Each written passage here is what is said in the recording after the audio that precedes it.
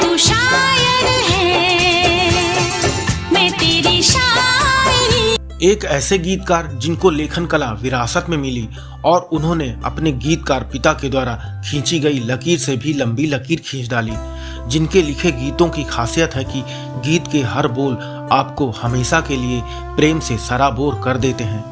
अगर सामने आ भी जाया करूं, ये अपने लिखे गानों के जरिए बड़ी खूबसूरती से प्रेम मिलन की मासूम वानगी को दिखा देते हैं।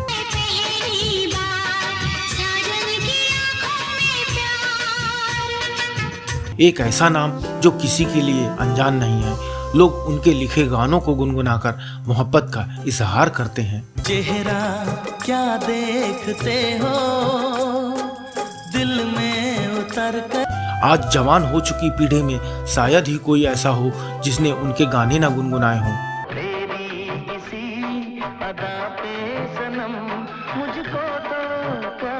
जिनके नाम दर्ज है हिंदी सिनेमा में सबसे अधिक गीत लिखने का Guinness book of world record, जिनका नाम हवा के ठंडे झोंके का सुहाना एहसास कराता है, जिन्हें दुनिया वाले समीर अंजान के नाम से जानते हैं।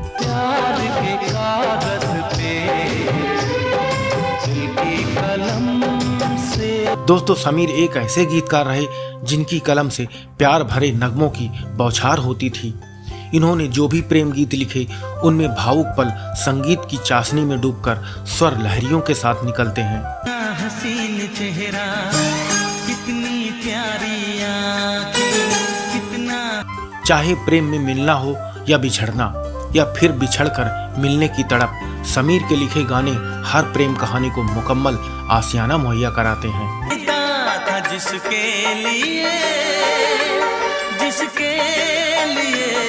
आखिर इतने प्यारे गाने इनकी कलम से कैसे निकलते हैं, इसका राज एक बार समीर को उनके पिता गीतकार अंजान ने बताया था और कहा था कि तुम गाने नहीं लिखते हो, ये तो किसी का प्यार है, और प्यार जब ख्यालों की शक्ल में ढलता है तो गानों के रूप में बाहर आता है।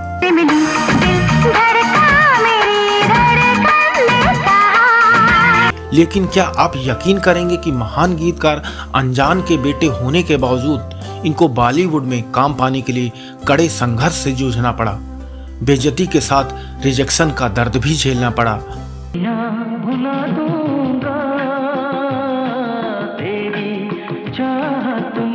और वो कौन सा वाकया था जब इनकी पहली कमाई लुटेरों के द्वारा लूट ली गई थी। ये भी बताऊंगा कि समीर के पिता क्यों नहीं चाहते थे कि वो एक गीतकार बने। चर्चा इस बात की भी होगी कि आखिर वो कौन था जिसने इनके लिखे गानों की डायरी तीसरी मंजिल से नीचे फेंक दी और कहा था कि तुम कभी गीतकार नहीं बन सकते। ना देखो तो चैन मुझे आता नहीं है। ये भी जानेंगे कि कौन सा गीत लिखने के लिए समीर पर हो गया था केस और किसने इन पर लगाए लिरिक्स चुराने के आरोप। इनके जीवन से जुड़े ऐसे ही तमाम रोचक किस्सों की चर्चा हम इस पेशकश में विस्तार से करेंगे, तो इस कार्यक्रम में हमारे साथ बने रहिएगा।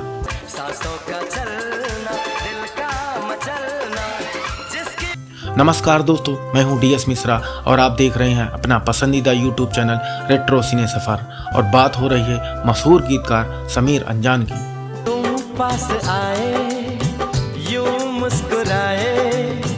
दोस्तों, 90 का दशक हिंदी फिल्म म्यूजिक में मेलोडियस गानों का दौर था। उस वक्त की ज्यादातर सुपरहिट फिल्मों में एक से बढ़कर एक खूबसूरत नगमे लिखने वाले गीतकार थे समीर। समीर 90 और 2000 के दशक में बेहद व्यस्त गीतकार थे। उस दौर में इनका करियर बहुत ही शानदार रहा। इनके लिखे गाने लगभग हर फिल्म में हुआ करते थे। आलम तो ये था कि फिल्म चले या ना चले, लेकिन अपने लिखे गानों की बदौलत फिल्म का म्यूजिक हिट करा देते थे। इसी वजह से कई रिकॉर्ड भी इनके नाम दर्ज हैं।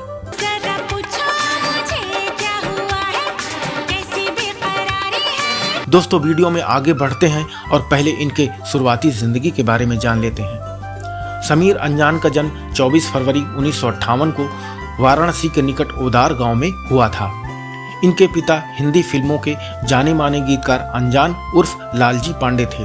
इनका पालन पोषण दादाजी शिवनाथ पांडे जी की देखरेख में हुआ था।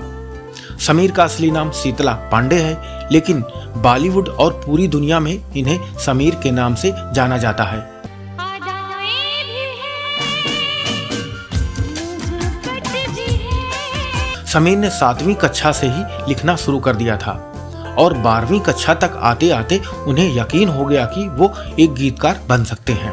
बीएचयू में एम.कॉम करने के बाद उनके दादा शिवनाथ जी की इच्छा थी कि वो बैंक में नौकरी करें। चूंकि दादाजी खुद सेंट्रल बैंक ऑफ इंडिया में नौकरी करते थे, दादाजी का मान रखते हुए central bank of India join तो कर लिया, लेकिन समीर बैंक की नौकरी नहीं करना चाहते थे। उन्हें पहले से ही गीत गजल लिखने का शौक था। वो कवि सम्मेलनों और मुशायरों में जाते थे, जहां इन्हें खूब तारीफें मिलती थीं। उन्हें लगने लगा कि बैंक की नौकरी उनके लिए है ही नहीं। दिल कुछ और बोल रहा था और मजबूरी में वो कुछ और कर रहे थे। 3 दिन बैंक में काम करने के बाद अंततः नौकरी छोड़ दी। मुखड़े पे काला काला चश्मा। बैंक की नौकरी छोड़ने के बाद मां से 500 रुपए लेकर 5 अप्रैल 1980 को काशी एक्सप्रेस ट्रेन पकड़कर मुंबई की सरजमी पर आ गए। समीर ने मीडिया में दिए एक इंटरव्यू में बताया था कि पिताजी की मंशा थी कि वो कुछ भी बने, लेकिन गीतकार न बने। उनके पिता कहते थे कि शौकिया तुम लिखते हो, लिखते रहो, इसमें कोई ऐतराज नहीं, मगर कभी इस तरफ रुख मत करना। पिताजी का उस समय म्यूजिक इंडस्ट्री में बड़ा नाम हुआ करता था, लेकिन उन्होंने काफी संघर्ष किया था, इसलिए वो नहीं चाहते थे कि गीत संगीत की दुनिया में आकर मैं भी संघर्ष करूं। समीर को इसीलिए उन्होंने साहित्य न पढ़ाकर कॉमर्स पढ़ाया। जब वे मुंबई पहुंचे तो पिताजी की कही बातें याद करते हुए उनसे मिलने की हिम्मत नहीं जुटा पाए। गीतकार बनने का फैसला उनका था, इसीलिए आगे की लड़ाई भी खुद ही लड़नी थी। मिलने से डरता है दिल, इकरार हो न जाए। मुंबई आने के बाद शुरुआती दिनों में तो उन्हें बहुत संघर्ष करना पड़ा। उन दिनों उन्हें मलाड मालवानी चाल में भी रहना पड़ा था। शुरुआती 1 साल का ऐसा घोर संघर्ष की इंसान की रूह कांप जाए। उन्हें ना तो सही तरीके से खाना नसीब होता था और ना ही रहने की ठीक ठाक व्यवस्था थी। शौच के लिए भी घंटे भर लाइन में लगे रहना पड़ता था। वो फुटपाथ पर सोए, भूखे पेट रहे, तमाम रिजेक्शन झेले, यहाँ तक कि कई जगह बेइज्जती भी बर्दाश्त की।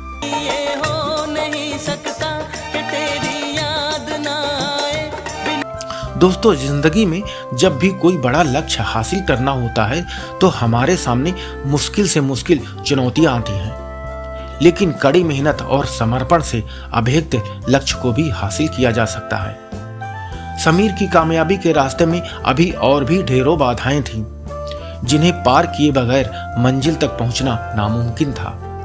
वो बॉलीवुड के संगीत निर्देशकों से लगातार मिलते रहे। इसी बीच मां ने पिता अनजान को चिट्ठी लिखकर बता दिया कि समीर भी मुंबई में ही है। इनके पिता ने एक रिश्तेदार को भेजकर इनको बुलवाया। उन्हें लगा कि बेटा जिद्दी है, मानेगा नहीं, तो उन्होंने कहा कि पहले इस शहर को समझना जरूरी है।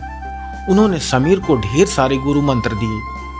पिता से आशीर्वाद लेकर काम की तलाश में बॉलीवुड के संगीत निर्देशकों और निर्माता निर्देशकों से मिलने का सिलसिला शुरू हो गया।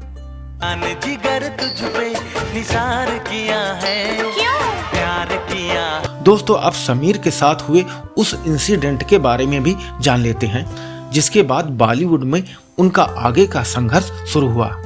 वह उन दिनों एक संगीत निर्देशक के घर अक्सर जाया करते थे, जो उनके पिता अनजान के मित्र थे। एक दिन उनके यहाँ अपनी डायरी लेकर गए और अपने लिखे 50 गाने उनको सुना दिए। गाने सुनते ही उन्होंने समीर को खूब खरी खोटी सुनाई और नाराज होकर समीर की डायरी 3री मंजिल से नीचे फेंक दी और कहा कि इतने बड़े शायर के बेटे हो, क्यों अपने बाप का नाम खराब कर रहे हो? जाओ कोई दूसरा काम कर लो, तुम कभी गीतकार नहीं बन सकते, और बेइज्जत करके घर से निकाल दिया। उन्होंने नीचे जाकर अपनी डायरी उठाई और वहां से चुपचाप बस पकड़कर संगीत निर्देशक उषा खन्ना के घर जा पहुंचे। की तलाश में हम मौत की। उषा खन्ना को जब कुछ गाने सुनाए तो वो इम्प्रेस हो गईं। ये बात 1982 की है। उन दिनों उषा खन्ना फिल्म बेखबर के लिए संगीत तैयार कर रही थी। इस फिल्म के लिए समीर के लिखे 2-3 गानों को सिलेक्ट कर लिया। इस तरह से उन्होंने 1983 की फिल्म बेखबर में गीत लिखकर अपने करियर की शुरुआत की। हालांकि उनका लिखा पहला फिल्मी गीत मार के कटारी मर जइबे साल 1984 की भोजपुरी फिल्म बैरी सावन से था, जिसे सुरेश वाडकर और प्रीति सागर ने गाया था। इसके बाद उन्हें 80 के दशक के आखिरी सालों में कई बड़ी फिल्मों जैसे इंसाफ कौन करेगा, लव 86, जवाब हम देंगे, दो कैदी, रखवाला, महासंग्राम और बाप नंबरी बेटा 10 नंबरी में गीत लिखने के मौके मिले और एक गीतकार के रूप में थोड़ा बहुत पहचान बनने लगी थी। ये चली वो चली चुरा के ले चली। दोस्तों यहाँ इनसे जुड़ा एक और रोचक किस्सा बताता हूँ। एक बार पिता अनजान ने समीर को लक्ष्मीकांत प्यारेलाल से मिलवाया और काम देने की सिफारिश की थी। तो उस वक्त लक्ष्मीकांत जी ने कहा था, अनजान जी मुझसे तो कह दिया, किसी और से मत कहिएगा। एक बात याद रखिए, बाप की दुकान बाप की होती है और बेटे की दुकान बेटे की। अगर इसके अंदर मादा है तो मुझे खुद गीत का मुखड़ा सुनाकर साबित करे। समीर बताते हैं कि फिर 4 साल तक लगातार चक्कर लगाते रहे, तब जाकर उन्होंने फिल्म लव 86 में एक गाना किस्मत अपनी खुल गई लिखने का मौका दिया था।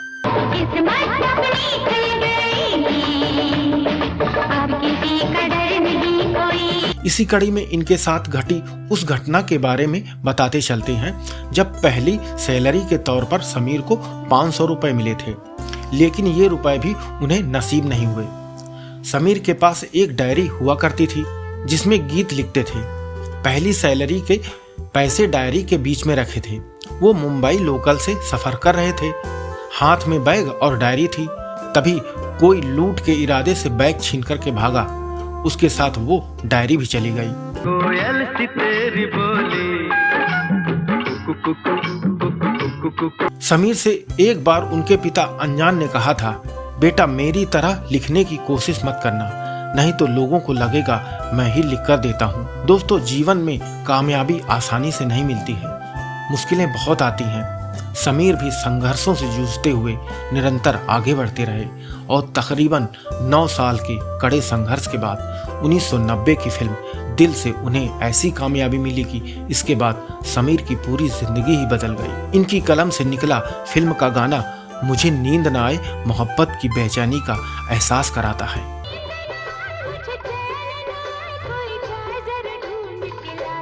फिर उसी साल ब्लॉकबस्टर फिल्म आशिकी में दिलों को छू लेने वाले गीत लिखकर फिल्म इंडस्ट्री में अपनी काबिलियत का डंका बजा दिया। जरा याद कीजिए फिल्म के चार्टबस्टर गानों को, वो चाहे सांसों की जरूरत है जैसे हो या फिर मैं दुनिया भुला दूंगा और नजर के सामने जिगर के पास। इन गानों ने उस दौर में हर नौजवान को झूमने पर मजबूर कर दिया था। गीत नजर के सामने जिगर के पास के लिए 1991 में सर्वश्रेष्ठ गीतकार का अपना पहला फिल्म फेयर अवार्ड भी जीता।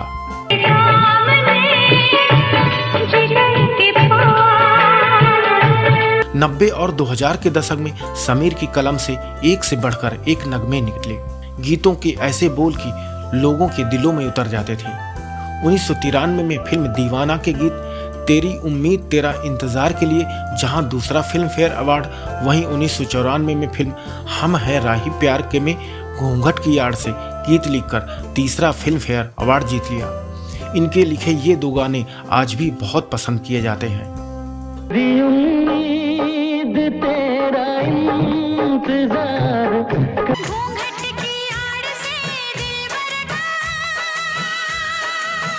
समीर के लिखे हजारों गीतों की लिस्ट बहुत लंबी है, किसी एक कार्यक्रम में सारे गानों का जिक्र कर पाना संभव नहीं।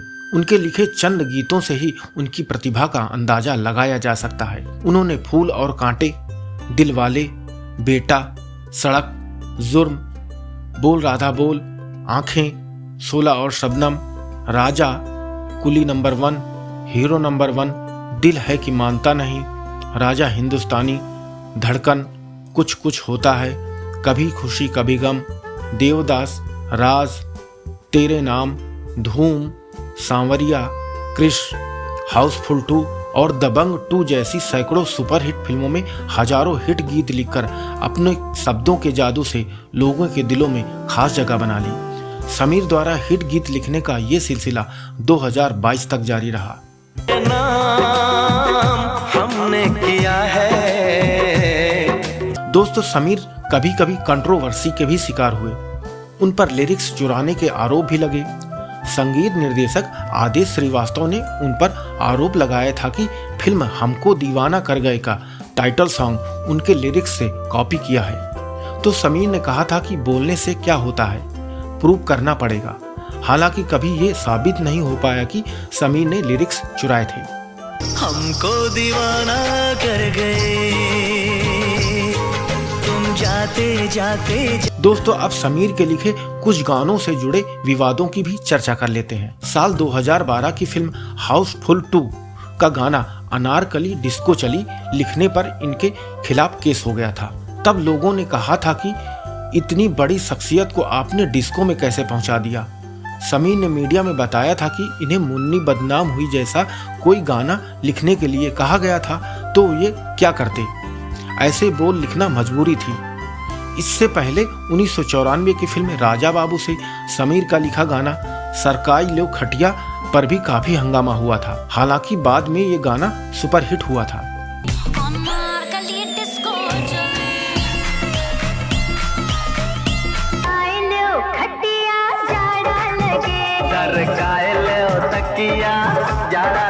इन्होंने साल 1991, 1993 और 1994 में सर्वश्रेष्ठ गीतकार के लिए 3 बार फिल्म फेयर अवार्ड जीते और 14 बार फिल्म फेयर अवार्ड के लिए नॉमिनेट किए गए। इन्हें उत्तर प्रदेश सरकार के सबसे बड़े साहित्य पुरस्कार यश भारती से भी सम्मानित किया जा चुका है। इन्हें किशोर कुमार सम्मान से भी नवाजा गया।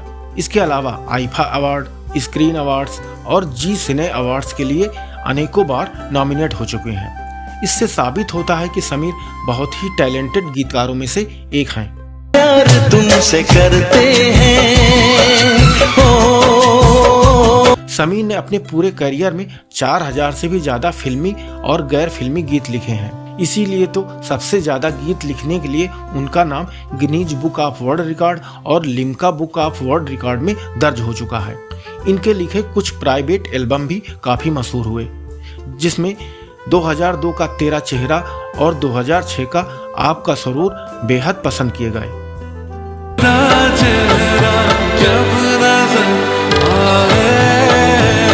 समीर मजरू सुल्तानपुरी, आनंद बख्शी और पिता अनजान को अपना गुरु मानते हैं। वो इनके मुरीद रहे हैं।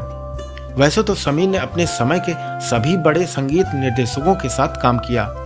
इन्होंने सचिन जिगर जैसे अनेकों नए संगीतकारों के लिए भी अनेकों हिट गाने लिखे। रिकॉर्ड 135 संगीतकारों के साथ काम करने वाले समीर ने सबसे अधिक सुपरहिट गीत नदीम श्रवण और आनंद मिलिंद के लिए लिखे हैं। आज कहना जरूरी है, आज कहना जरूरी। अगर हम इनकी निजी जिंदगी की बात करें तो समीर साहब की धर्मपत्नी श्रीमती अनीता पांडे हैं। उनके 2 बेटियां संचिता और सुचिता और एक बेटा सिद्धेश है। गीतकार समीर का भारतीय सिनेमा में अद्वितीय योगदान रहा है। इनके लिखे गीतों से सजी हिंदी फिल्में एक संपूर्ण मनोरंजन प्रदान करती हैं। हम ईश्वर से यही कामना करते हैं कि इस फनकार को सेहतमंद आयु दें और वो अपने गीतों के गुलदस्ते से हिंदी फिल्मों को हमेशा सजाते रहें।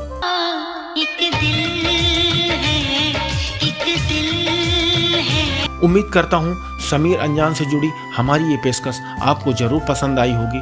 अब आपसे गुजारिश करता हूँ कि चैनल को सब्सक्राइब करना न भूलें, वीडियो को लाइक और शेयर करें। अपना ख्याल रखें। फिर मिलेंगे एक और फनकार की म्यूजिकल जर्नी के साथ। तब तक के लिए इजाज़त चाहूँगा। नमस्कार।